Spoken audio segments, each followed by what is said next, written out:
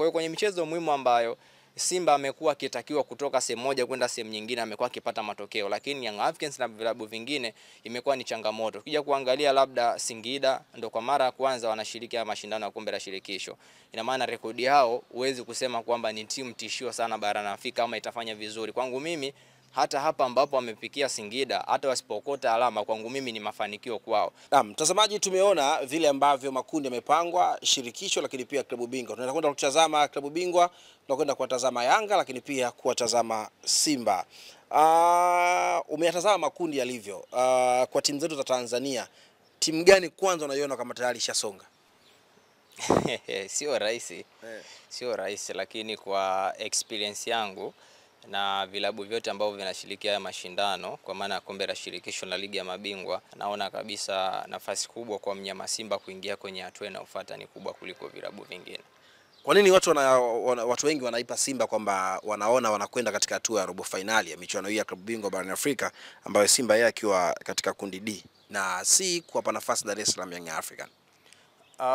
Cha kwanza tukizungumza, Simba ni miongoni mwa vilabu ambavyo vina rekodi kubwa sana kwenye michuano ya kimataifa kwa maana ya CAF Confederation Cup pamoja na CAF Champions League, na ukizungumza kwenye miaka ya hivi karibuni ni klabu ambayo imeingia mara nyingi zaidi kwenye hatua ya makundi na hata robo finali, kwa maana tukiunganisha michuano yote ya CAF Confederation pamoja na Champions League.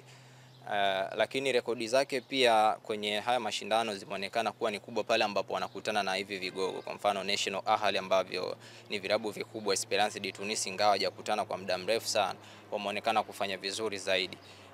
Lakini pia uwezo wake wa kukusanya alama kwenye michezo ya nyumbani ndio kitu ambacho kinaifanya Simba Sport kuwa miongoni mwa vilabu ambavyo vinapewa nafasi kubwa sana kuweza kushiriki kwenye hatua ambazo zinazofuata. Katika level ambayo amefikia Simba kwa sasa, kushindana na timu kama Esperance de Tunis kwake ni kitu cha kawaida sana. Lakini pia kwenye vilabu vingine ambavyo ukivitaja kwenye kundi lake kama Petro di Rwanda, sio klabu ambayo kwenye renki za CAF unaweza ukamlinganisha na Simba. Ina maana Simba yupo juu yake. Lakini pia hata kwenye ubora wa kuweza kucompete na hii klabu ana uwezo wa kucompete kwa 100%. Lakini ukija pia kuangalia kwenye ubora wa ligi ambayo anatoka Simba Sport ni bora kuliko ligi ya Angola. Unazungumzia ligi ya Tanzania ni miongoni mwa ligi 5 bora barani Afrika, lakini ukienda kuitafuta Angola kwenye 5 bora barani Afrika haiwezi kuingia. Kwa hiyo hii inakuonyesha tu kwenye ligi ambayo anatoka mnyama Simba na vile vilabu ambavyo vimewekwa kwenye kundi lake bado ana uwezo wa kukompiti nao kwa 100% zaidi. Lakini pia tukija kuangalia kwamba licha kwamba Young Africans yeye rekodi yake amewekwa kwa msimu kuwa miongoni mwa timu ambazo zimeingia mara 3 mfululizo kwenye group stage ya CAF Champions League ambayo hakuna klabu yoyote ambayo imewahi kufanya hapa Tanzania, lakini bado competition yake huwezi kuikompea na Simba. Kwa mfano last season Young Africans alikuwa anahitaji alama moja tu. Alikuwa anahitaji alama 3. Lakini alikuwa anahitaji kuscore goal moja tuweze kuingia kwenye hatua ya robo finali, lakini alishindwa katika uwanja wa nyumbani. Lakini angalia rekodi za Simba pale ambapo anahitaji kuingia kwenye hatua ya makundi ama robo finali, anapokuwa kwenye uwanja wa nyumbani anafanya nini? Anapata matokeo kivyovyote vile. Kwa hiyo hata ule uwezo wa kupata alama 3 nyumbani kwa Simba na vilabu vingine ambavyo vinashiriki mashindano ya kimataifa kwa hapa Tanzania, Simba amekuwa ni bora zaidi kuliko vilabu vingine. Ni michezo michache sana ambayo ukihesabu Simba katika uwanja wa nyumbani amefeli, lakini michezo mingine yote amepata matokeo kwa 100% kubwa, tena ile michezo muhimu ambayo inamhitaji atoke sehemu moja kwenda sehemu nyingine. Lakini kwa Young Africans unaona, ukiachana pia na huo mchezo wa hatua ya makundi kwa msimu uliopita CAF Champions League, kuna mchezo pia wa hatua ya makundi kwa msimu uliopita ule, kama utakumbuka, walikuwa group moja pia na National Ahli.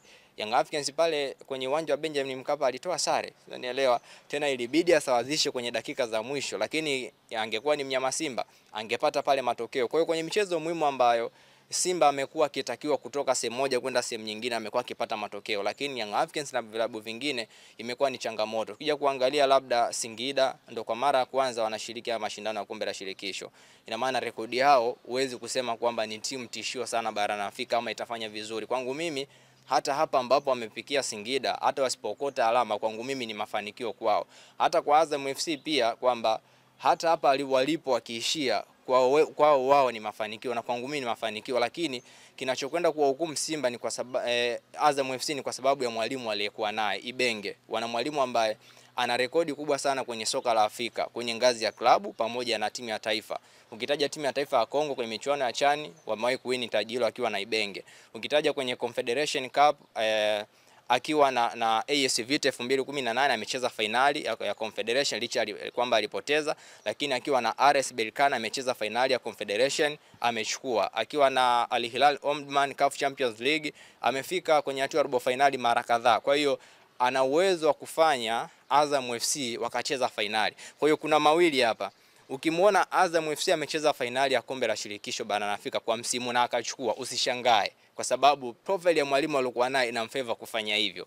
Lakini klabu kama klabu ukiiona imefika kwenye hatua ya finali, basi watu wengi hawakutarajia kwamba atafika kule, lakini kwa sababu ya profile ya mwalimu alikuwa naye wana uwezo wa kufika finali na kuchukua ubingwa. Kwa hiyo ndio maana nasema kwamba kwa Azam FC profile yao, rekodi zao za nyuma kwenye mashindano ya kimataifa, hata wakiishia kwenye hatua ya makundi, kwangu mimi watakuwa wamefanikiwa. Ila kwa profile ya mwalimu aliokuwa naye, nikiona wamefika finali na wamechukua taji, kwangu mimi sitoshangaa.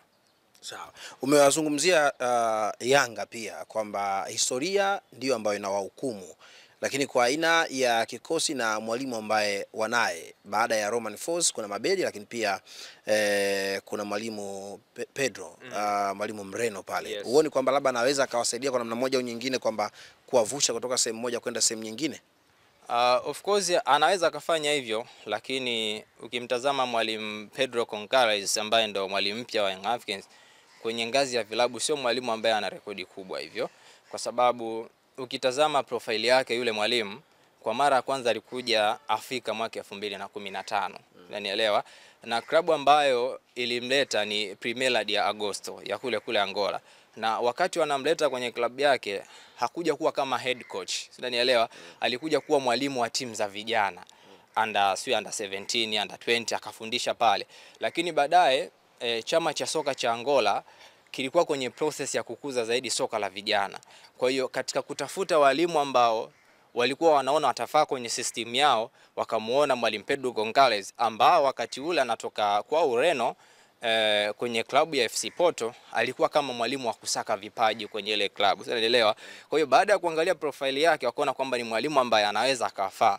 Kwa hiyo kwenye timu ya taifa sasa nao hawakumchukua moja kwa moja kama kwenda kuwa kocha wao mkuu. Walimchukua kama kocha wa timu za vijana. Wakati huo taifa la Angola ndio linatengeneza ile system ya kuwa na vijana wengi ambao watafanya vizuri kuanzia kwenye ngazi za vijana mpaka kwenye senior team. Kwa hiyo alienda kuwa kocha chini ya umri wa miaka 15, chini ya umri wa miaka 17, chini ya umri wa miaka 20. Unanielewa? Amefundisha hapo kwa miaka kadhaa, baadaye sasa ndo wakaja kumwamini kuwa kocha wao mkuu. Na baada sasa ya kuwa kocha mkuu tunaona mafanikio ambayo aliyapata kwenye kikosi cha timu ya taifa ya Angola. AFCON ilomalizika ni miongoni mwa makocha ambao walikuwa wanawaniwa kocha bora, walifanya vizuri sana, na taifa ambalo lilikuwa ni gumu sana kufungika ni Angola. Kwa hiyo kwenye soka la Afrika ni mwalimu ambaye ana experience tayari, lakini kwenye ngazi za vilabu sio mwalimu ambaye ana experience. Ina maana sasa kama akifanikisha Young Africans kufika kwenye hatua ya robo finali, ina maana ni mwalimu ambaye ameanza kutengeneza profile yake kwenye ngazi ya klabu, kwa maana akiwa anaifundisha klabu. Na hata ukiangalia safari ya Young Africans kuingia mpaka kwenye hatua ya makundi, sio yeye Pedro. Unanielewa? Kuna walimu wengine, utaanza kumtaja Romain Folz ambaye ndo katika mechi za awali kabisa ndo alikuwepo, lakini utakuja pia kumtaja Patrick Mabedi ambaye kwenye mchezo wa mwisho yeye ndo amesimamia. Ina maana kwenye zile wishing nyingi ambazo Young Africans wanazipata kuingia kwenye hatua ya makundi, uwezo ukamtaja Pedro, lazima utamtaja Romain Folz pamoja na Patrick Mabedi. Kwa hiyo kwa Pedro kwenye soka, experience ya kufundisha soka la Afrika anao, anaweza akaifanya Young Africans kufanya nini, kuingia kwenye hatua ya robo final. Lakini kwenye profile yake kwenye ngazi za vilabu sio mwalimu ambaye unaona kabisa kwamba anatosha kwa jina lake, lakini sio kwamba hawezi akafanya vizuri, lakini kwa profile yake kwenye soka la Afrika kwenye ngazi ya klabu bado ni mwalimu ambaye anaisaka CV zaidi. Pengine tunaweza tukaona kwa msimu kama akitengeneza CV akifanikisha Young Africans kupenya kwenye kundi lilokuepo, basi anaweza kuwa miongoni mwa makocha ambao wataimbwa sana kwenye upande wa soka la Afrika, lakini anaweza akapata ofa kwenye vilabu vingine kama kule Afrika Kaskazini. Kwa kile ambacho umekizungumza, kwa mantiki hiyo ni Dar es Salaam Young Africans wamefeli kumleta kocha Pedro? No, sio kwamba amefeli. Unajua kwenye vilabu vyetu vya Tanzania ni vigumu sana kuweza kuafford wale makocha wa bei ghali ambao wanafanya vizuri. Licha ya kwamba tumewahi kufanya kocha wa bei rahisi. Yaani sio kwamba ni kocha wa bei rahisi, ni kocha ambaye anaweza akapatikana kwa rahisi ambao vilabu hivi vinaweza vikamwafford. Sio kwamba hakuna makocha ambao wamewahi kuja hapa wenye profile kubwa, wapo. Tunaye Ibenge kwa sasa ni kocha inasemekana kwamba ni kocha ambaye Azam umevunja kulikoli benki. Yes, of course, ni kocha mkubwa sana. Kwa hiyo tumebahatika kuwa naye, lakini tumewahi kuwa na Benchika hapa. Ni miongoni mwa makocha ambao kuwapata ni kazi kweli kweli. Hata Simba wakati ule anampata Benchika, watu wengi walijiuliza, huyu amempataje? Hata Azam FC wenyewe wanamleta Ibenge, watu wengi walikuwa na hoja wamempataje? Ni makocha wakubwa, lakini tunazungumzia wale makocha kwa mfano National Ahli kabla ya kuleta hawa makocha wengi ambao wamepita, kulikuwa kuna kocha ambaye anaitwa Marcel Koller. Unanielewa? Marcel Koller jina lake litajwa pia Yanga. Yes, of course, amewapa vikombe viwili vya CAF Champions League National Ahli. Mpaka sasa hivi ni kocha ambaye anapatikana sokoni. Kwa nini Young Africans wameshindwa kumfuata yule wakati ni kocha ambaye tayari ana mafanikio kwenye soka la Afrika? Si ndanielewa?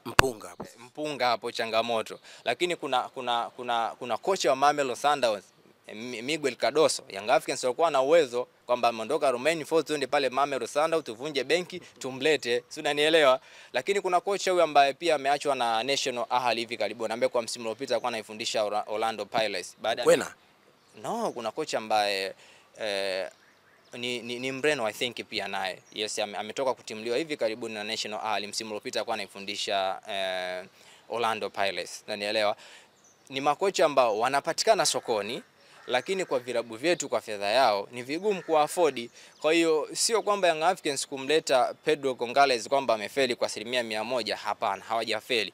Ila watafeli pale ambapo watakaposhindwa kuingia kwenye hatua ya robo finali, ndio wataonekana wamefanya nini, wamefeli. Kwa sababu target kubwa za wanayanga na uongozi mzima wa Young Africans ni kuona Young Africans inafanya vizuri kwenye mashindano ya kimataifa, na kufanya vizuri sio kuishia tu ya makundi. Msimu uliopita wameishia makundi, na msimu waishie makundi itakuwa ni kitu ambacho haki make sense. Na kwa group ambalo walikuwepo Young Africans, bila shaka wote tumeliangalia, ni group gumu kweli kweli. Ina maana inamhitaji Young Africans apambane kweli kweli.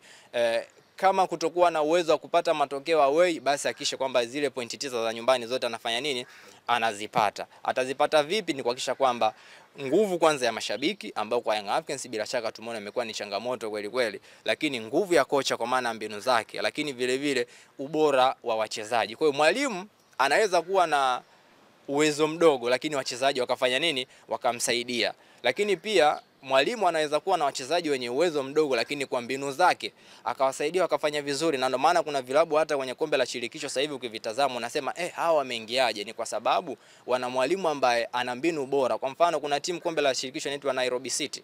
Sio timu kubwa kwenye soka la Kenya.